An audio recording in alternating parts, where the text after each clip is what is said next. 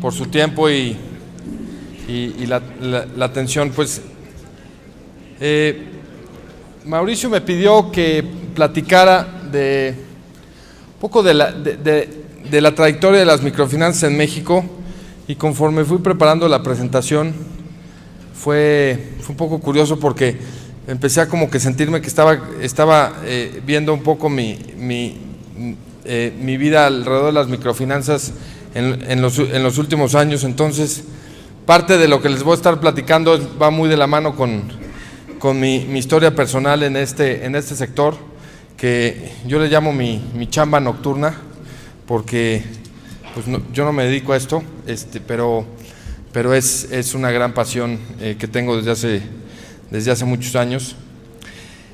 Y un poco de lo que les voy a platicar es, bueno, pues cómo nacieron un poco las microfinanzas en México, que fue aproximadamente en los 70s.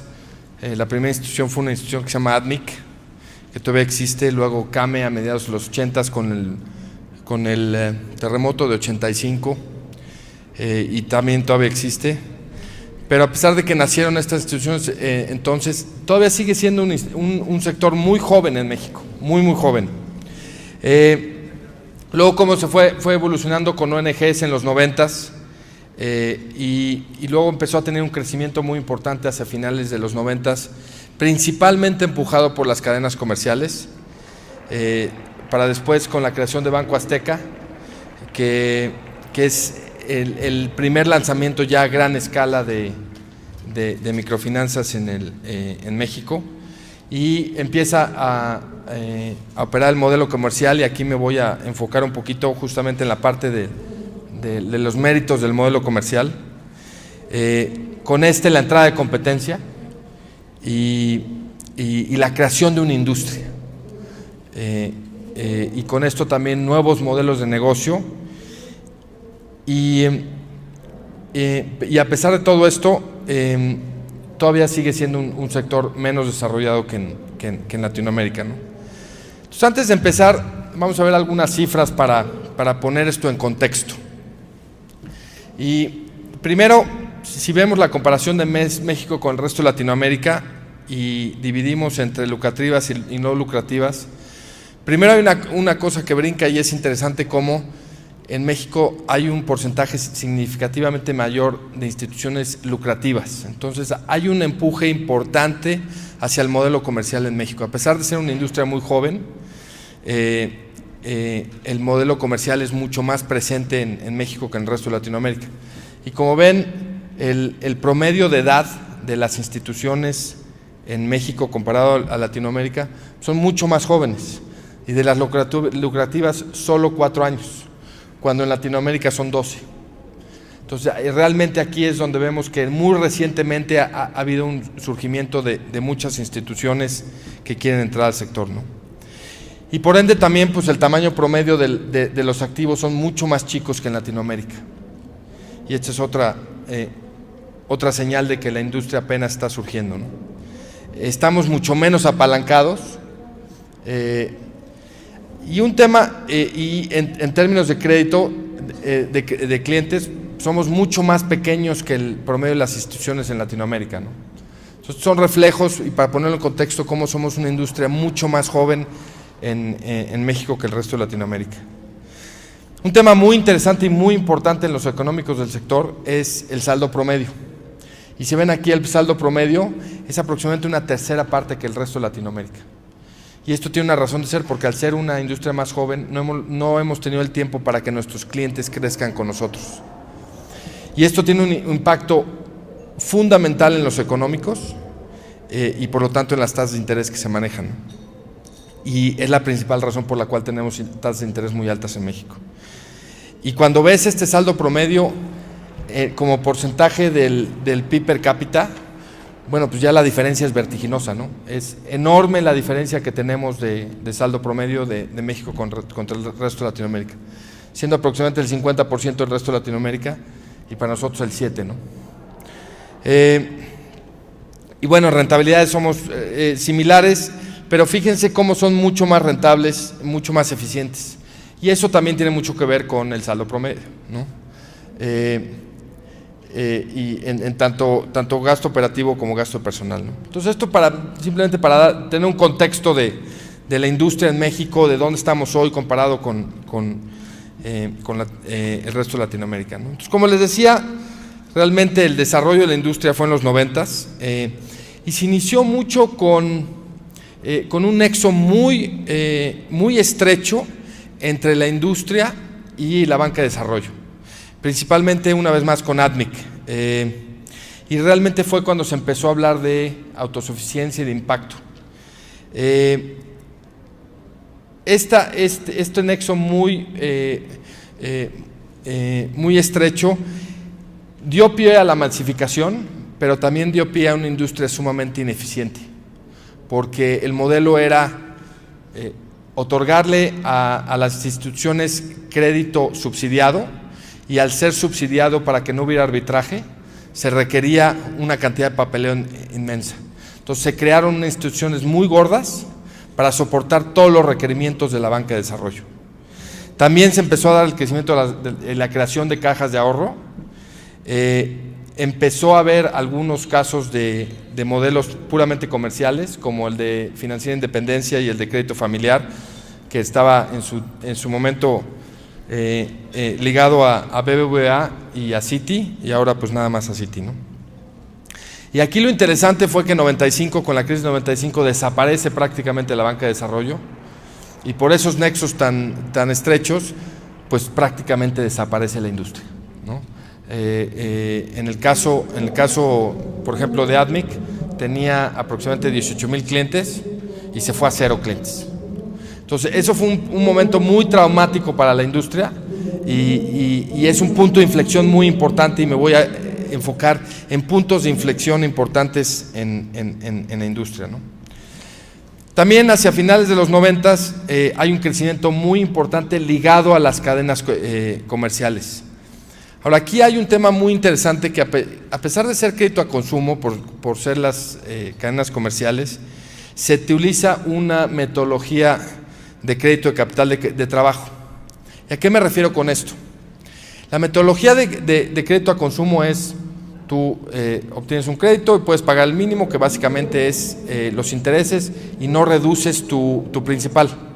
La metodología de capital trabajo te forza a reducir tu capital hasta llegar a 0, y cuando llegas a 0 vuelves a tomar un crédito. Eso es una diferencia fundamental de metodología, y las cadenas comerciales adoptaron esa metodología y de ahí parte de su éxito. Su crecimiento lo hicieron, y en especial Electra, y ahí empieza un poco también mi relación con el sector. Cuando yo estuve en Electra, que hicimos bursatilización de cartera, que fueron las primeras bursatilizaciones que hicieron en México, y también empieza a haber otros servicios financieros, ¿no? En Electra empezamos a hacer remesas y ahorro. Teníamos el guardadito, que lo hacíamos junto con Serfín, actuábamos como ventanilla para Serfín dentro de las tiendas. Entonces empieza a haber este matrimonio de las cadenas comerciales con el sector, que fue muy interesante, ¿no? Y luego creación de nuevas instituciones de microfinanzas como Santa Fe, Fincomún, DEMIC, Emprendemos. Y bueno, y un tema muy importante, que aquí es otro punto de inflexión importante, es la adopción del modelo comercial.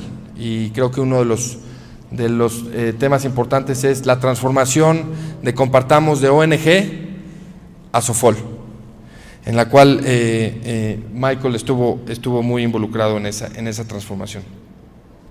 Ahora, ya en la década de 2000, pues empezamos a pasar de ser uniproducto a multiproducto, y esto va de la mano de lo que mencionaba Álvaro, de que es una industria que tradicionalmente era microcrédito y ahora es microfinanzas, y eso lo que quiere decir es, pues otorgas una gama muy amplia de productos, ¿no?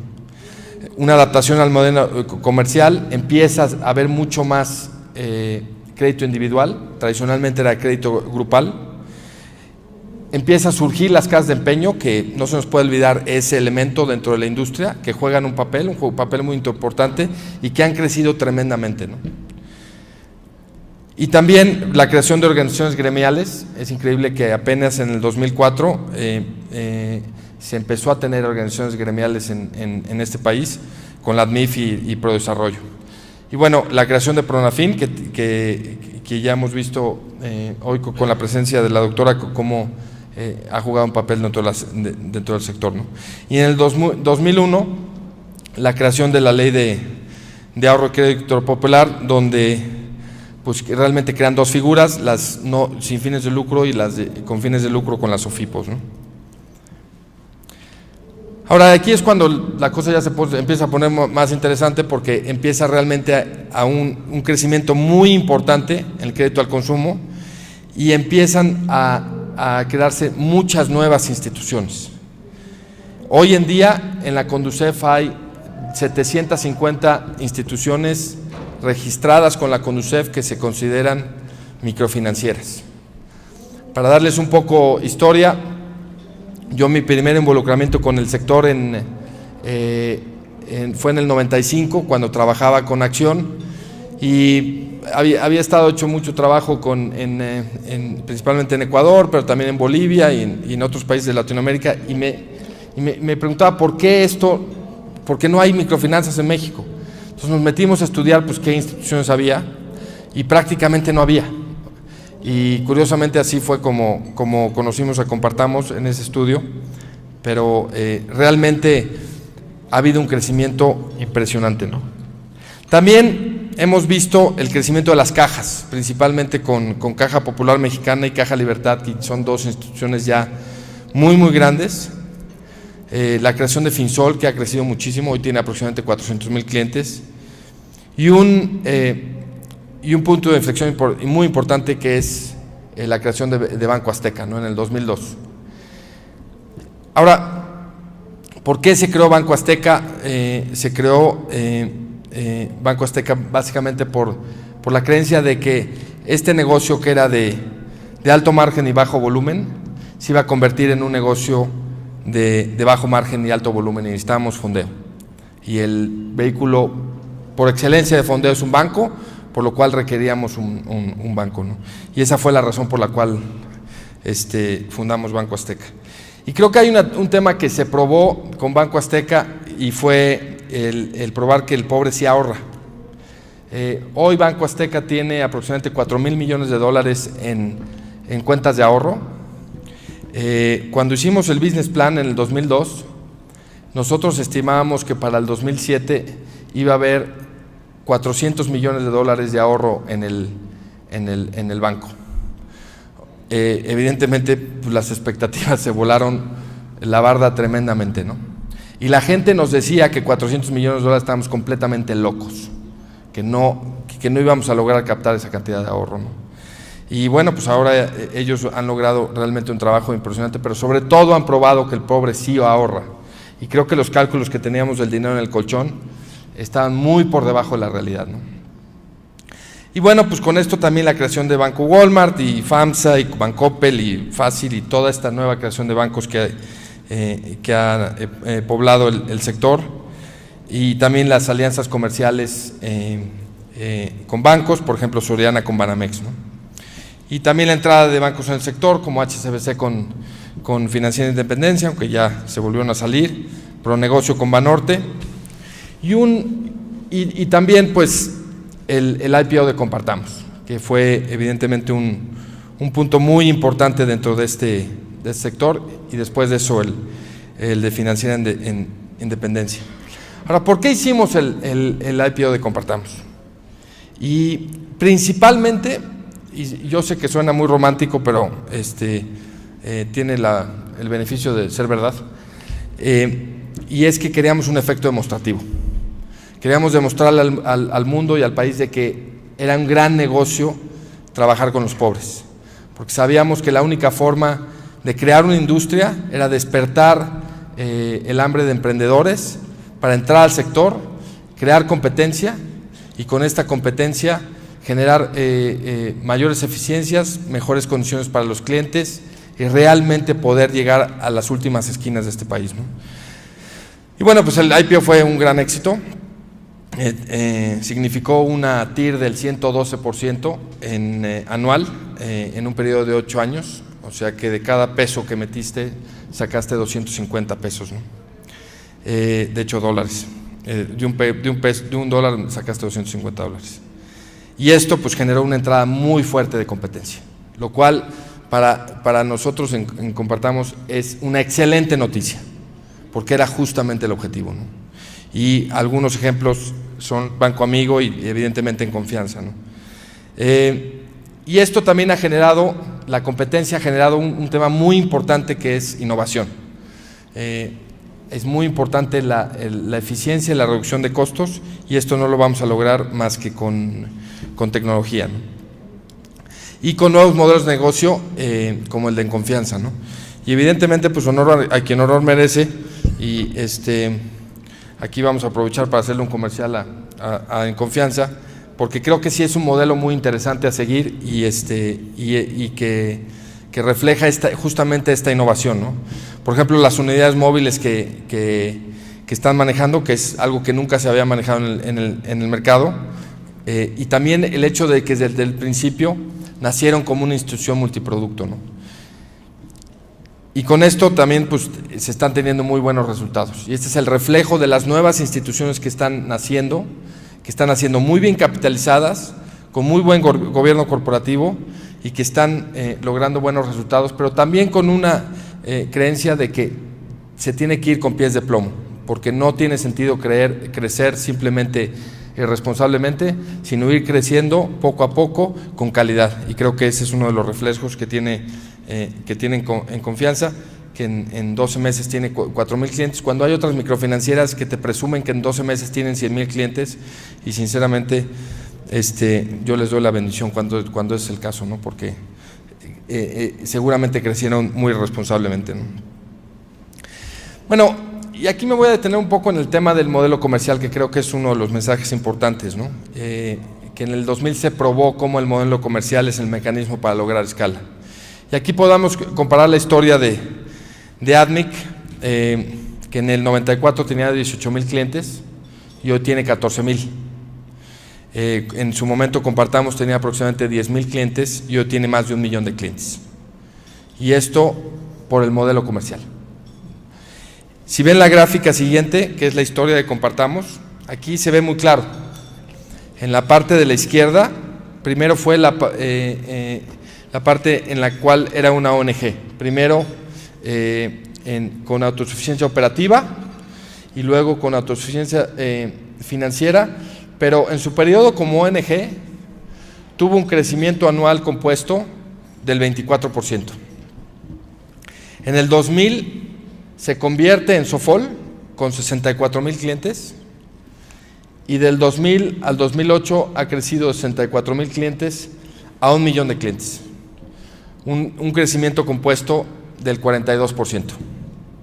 Y este es el poder del modelo comercial y la razón por la cual hay que defenderlo mucho, porque aquí el objetivo es llegar a la mayor cantidad de clientes posibles y darle acceso a servicios financieros. Y la única forma que lo vamos a hacer es bajo este modelo comercial.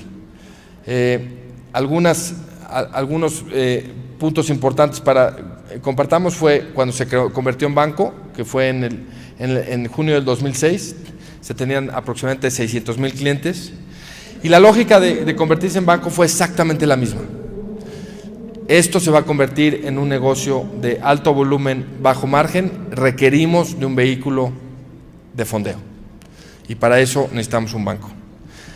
El IPO con 800,000 clientes, y como les decía, hoy se tiene más de 1 millón de clientes. ¿Cómo vemos el futuro? Sumamente promisorio.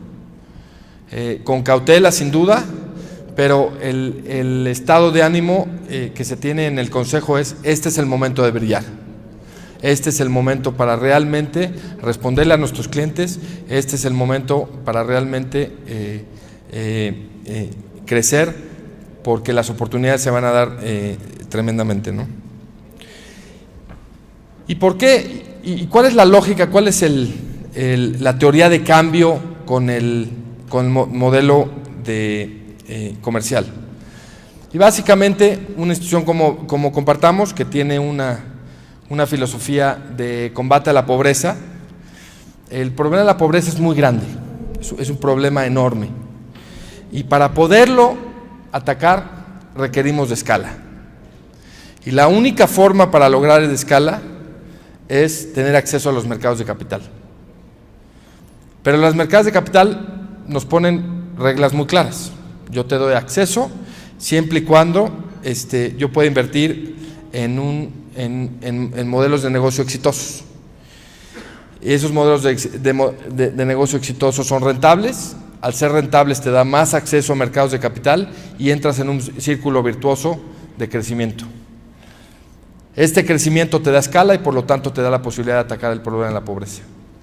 Es una filosofía bastante contraintuitiva a lo que nosotros generalmente pensamos de cuáles son los mecanismos de ataque a la pobreza, porque generalmente rentabilidad con ataque a la pobreza como que no entendemos que una cosa va con la otra, pero es un modelo sumamente poderoso y es un modelo que lo tenemos que acoger y abrazar porque es la única oportunidad que tenemos realmente para erradicar la pobreza, que es un problema tremendo y que al hacerlo vamos a tener un entorno mucho más, con muchas más oportunidades y mucho más seguro, ¿no? Entonces, regresando a ver un poco el contexto, esto es visto desde una perspectiva diferente, no de instituciones no lucrativas o no lucrativas, sino sustentables y no sustentables. Pues aquí hay un tema interesante que en México la mayoría sí son sustentables. Una vez más, son mucho más jóvenes que en el resto de Latinoamérica, son mucho más pequeñas. Vemos también el tema de los clientes, pero ya no son mucho más chicas, pero sí del tema del saldo promedio, ¿no? O sea, sí seguimos viendo un saldo promedio mucho más chico, tanto en números absolutos como en porcentaje, como porcentaje del PIB per cápita. Y vemos también que en el resto de Latinoamérica son mucho más eficientes, ¿no?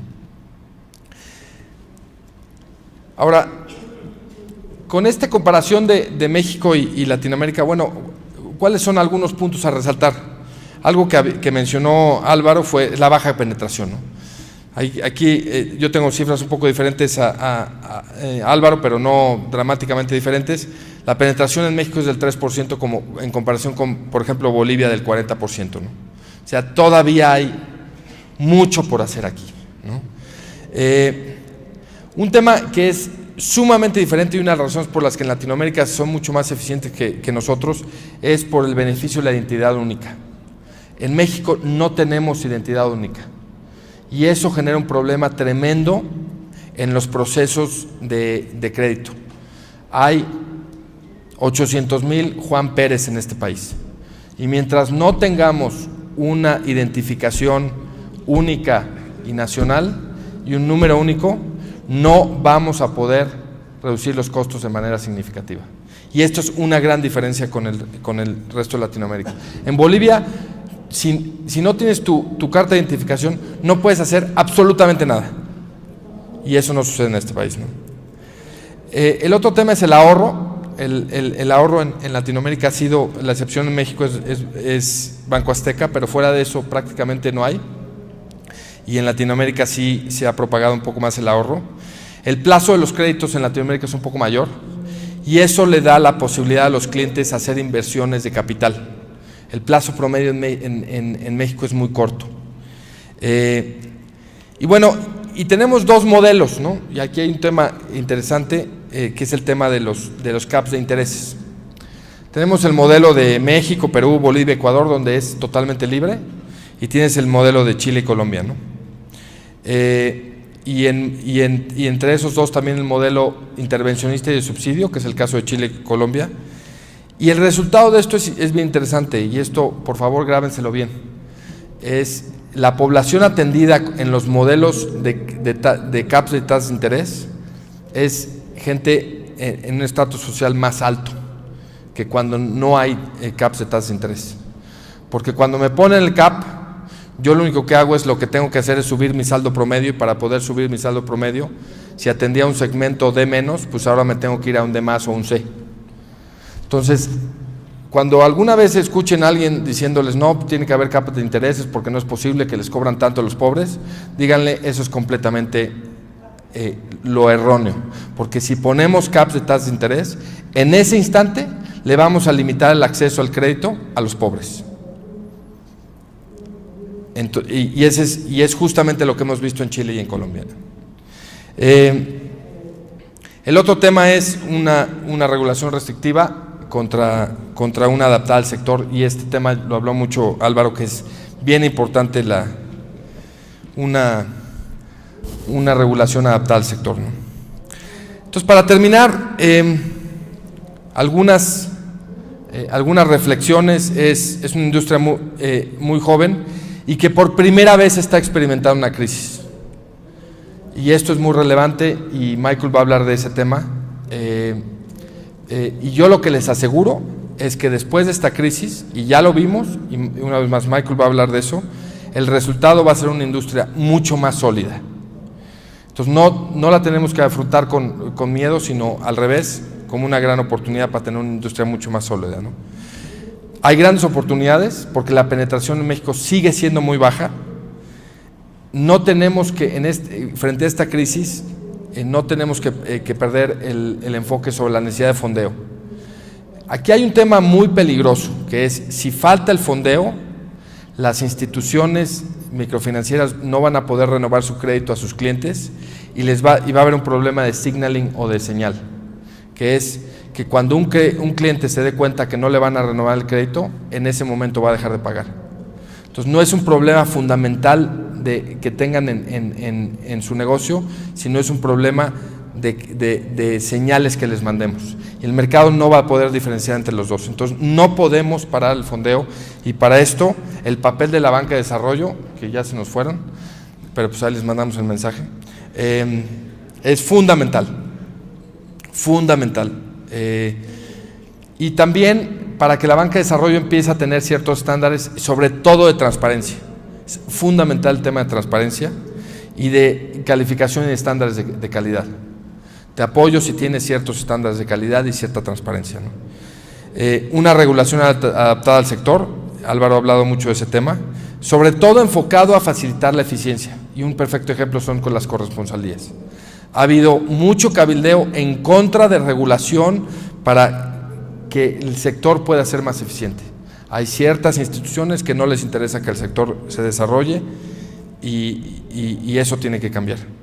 El plazo de fondeo, como les decía, hay un tema fundamental en los buros de crédito. Tenemos que mejorar los buros de crédito. Es la única forma que tenemos de cuidar el sobreendeudamiento.